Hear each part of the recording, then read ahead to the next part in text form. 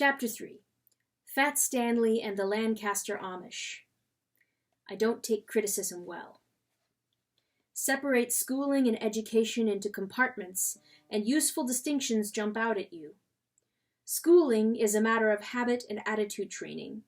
It takes place from the outside in.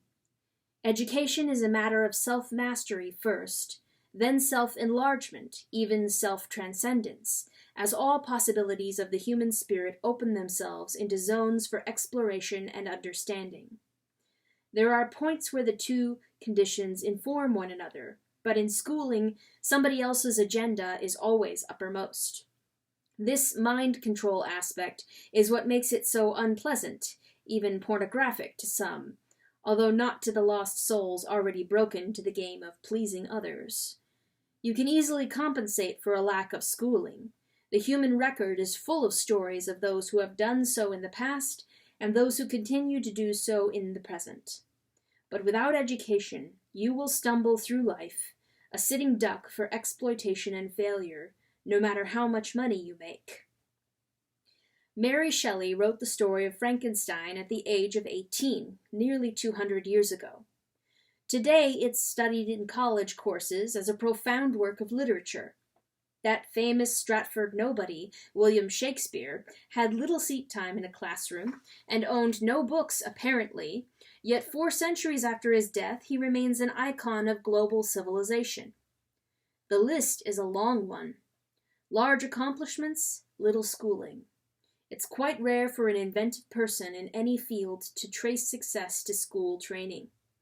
Education must be largely self-initiated, a tapestry woven out of broad experience, constant introspection, ability to concentrate on one's purpose in spite of distraction, a combination of curiosity, patience, and intense watchfulness, and it requires substantial trial and error risk-taking, along with a considerable ability to take feedback from the environment, to learn from mistakes.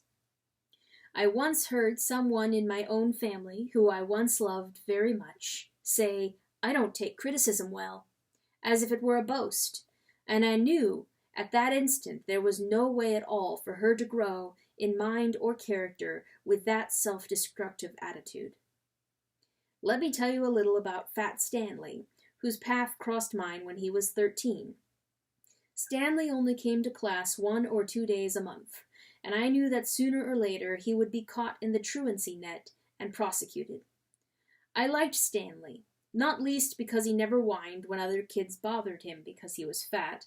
He simply punched them so hard in the head nobody ever bothered Stanley a second time. I hoped to spare him the grim experience of becoming a social service case.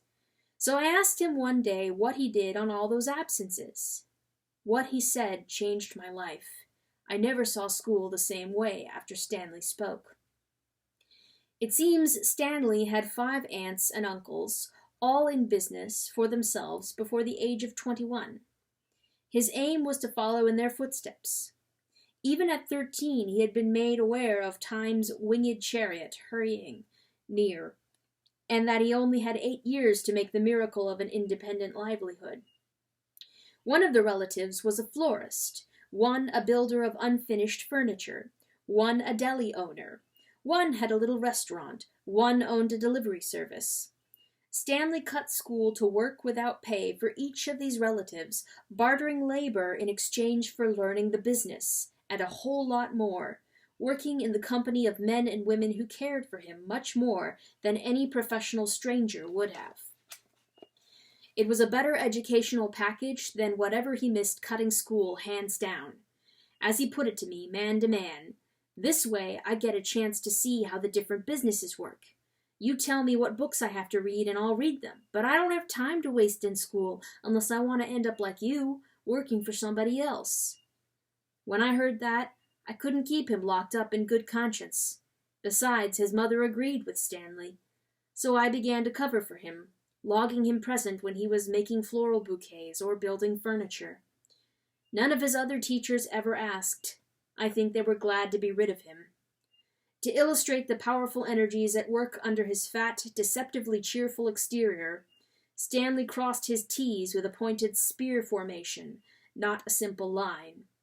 Right then and there, I adopted his T cross as my own, to remind me what I learned from a truant that day.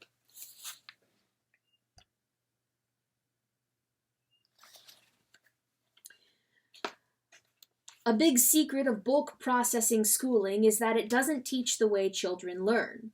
A bigger secret is that it isn't supposed to teach self-direction at all. Stanley style is verboten. School is about learning to wait your turn, however long it takes to come, if ever, and how to submit with a show of enthusiasm to the judgment of strangers, even if they are wrong, even if your enthusiasm is phony. School is the first impression we get of organized society and its relentless need to rank everyone on a scale of winners and losers.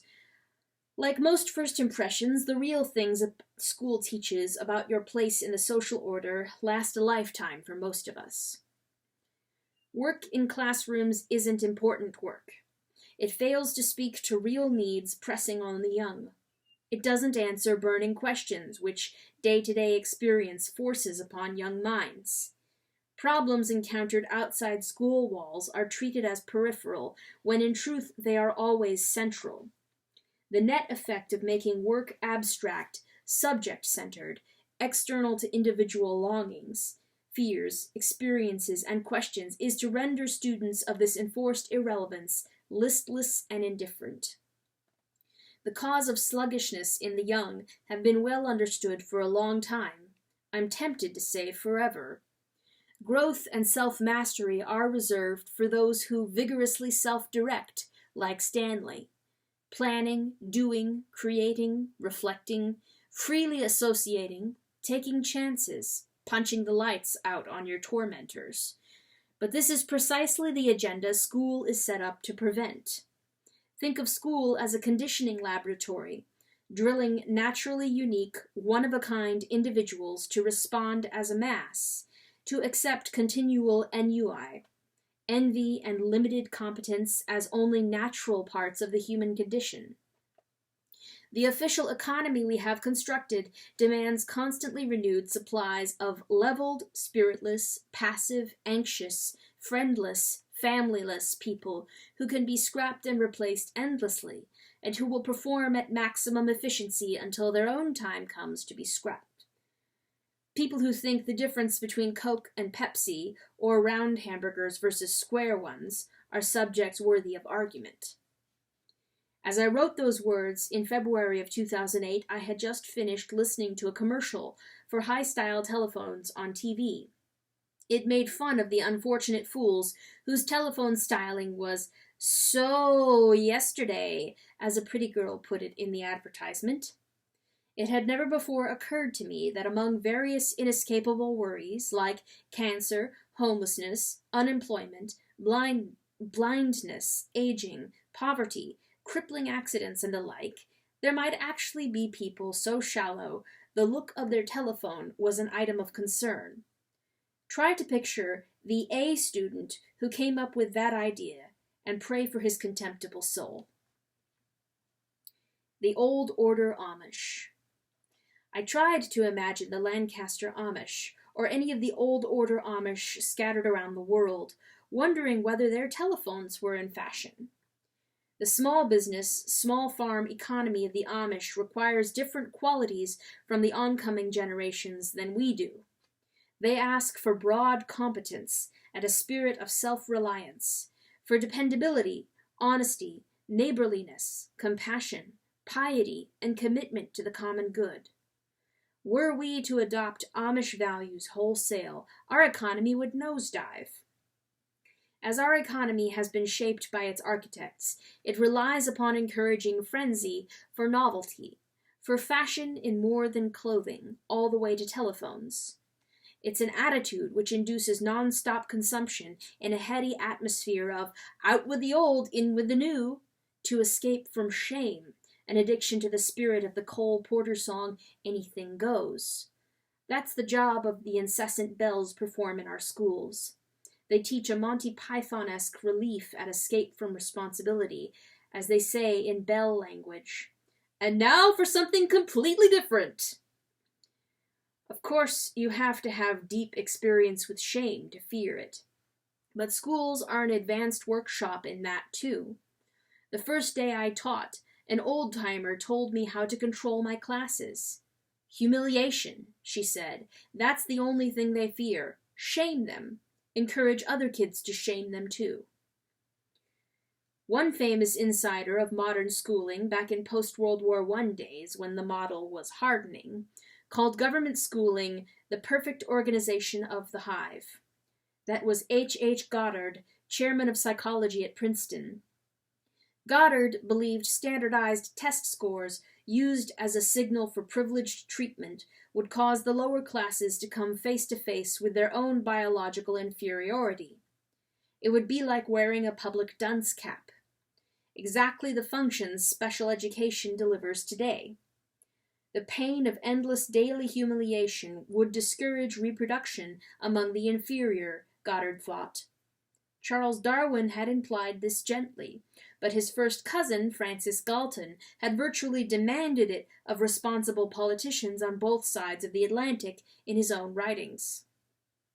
In 1930, the Department of Superintendents of the National Education Association, a group then basking in reflected glory from the lessons of schooling in the new Soviet Union, declared the main purpose of schooling should be effective use of capital, that valuable stuff through which our unprecedented wealth-producing power has been gained.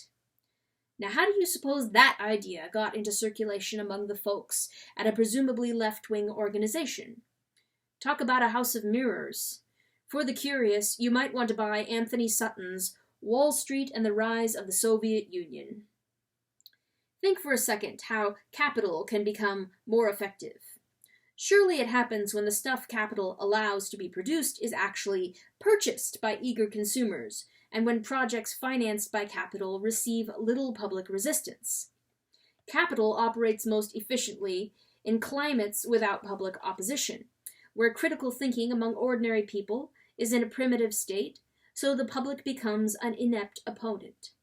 And it is so difficult to conceive of a plan which could be managed through the very institution, schooling, charged with development of the intellect.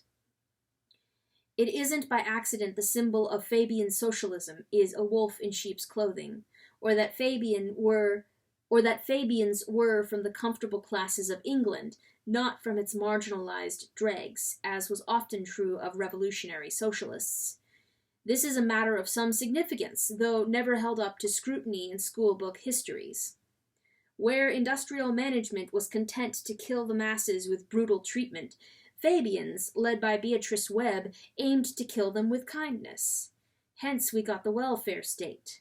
But whatever the methods, aims were identical.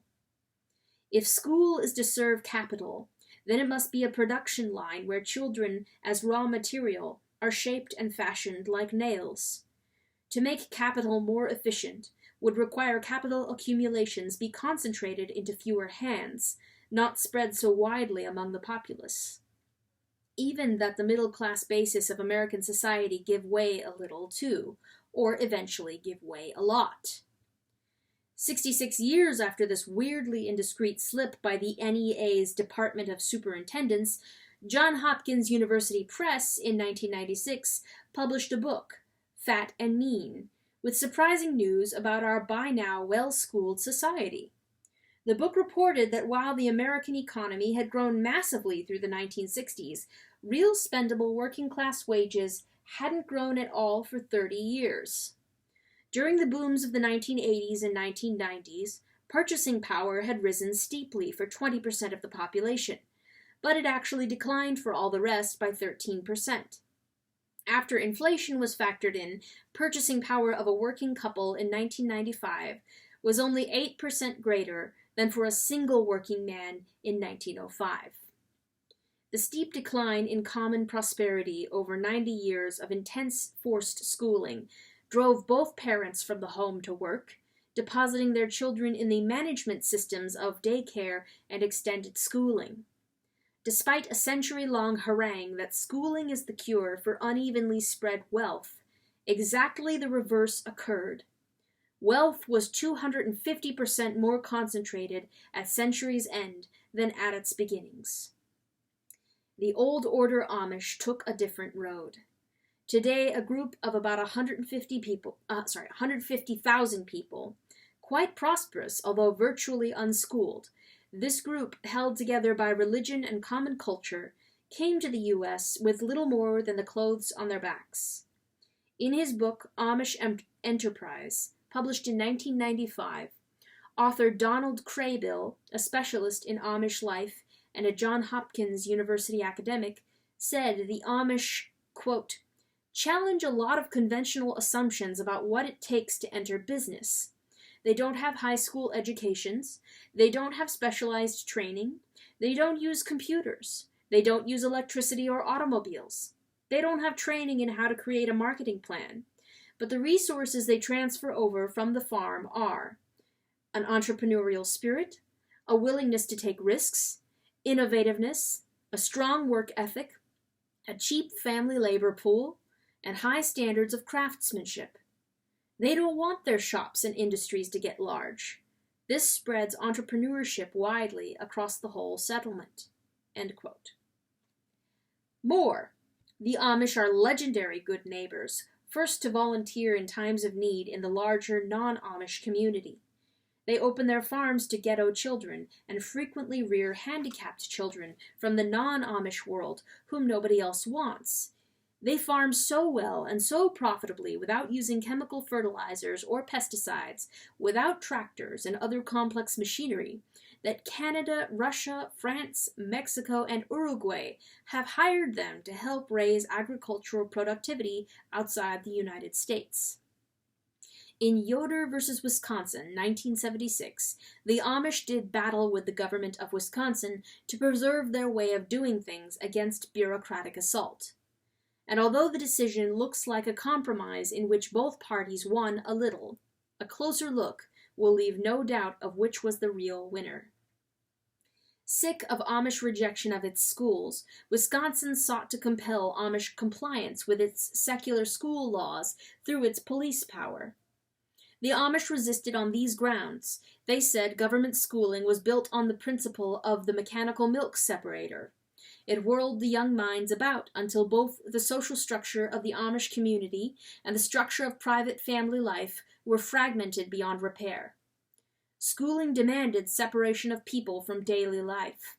It divided the world into disciplines, courses, classes, grades, and teachers who would remain strangers to the children in all but name. Even religion, separated from family and daily life, was just another subject for critical analysis and testing. And the constant competition was destructive, leaving a multitude of losers, humiliated and self-hating, a far cry from the universal commitment Amish community life requires. The Amish wanted no part of these things. As part of any compromise with Wisconsin, community leaders demanded the following. 1. Schools within walking distance of home. 2. No school to be so large that pupils had to be sorted into different compartments and assigned different teachers every year. 3. The school year would be no longer than 8 months. 4. Important decisions would be under parental control, not that of bureaucrats. 5. Teachers hired were to be knowledgeable in and sympathetic to Amish values and rural ways. 6. Children were to be taught that wisdom and academic knowledge were two different things. 7. Every student would have practical internships and apprenticeships supervised by parents. What can be learned from Stanley and the Amish? One thing, to discard any belief that the concept of mass man actually describes something real. We need to realize what our fingerprints and our intuition actually proclaimed long before DNA. No two people are alike. All averages are lies, and nobody can be accurately contained by numbers and graphs. The use of these against those too weak to resist is the bed of procrustes brought into modern life. We need to abandon the notion, and punish those who retain it, that ordinary people are too stupid, irresponsible, and childish to look out for themselves.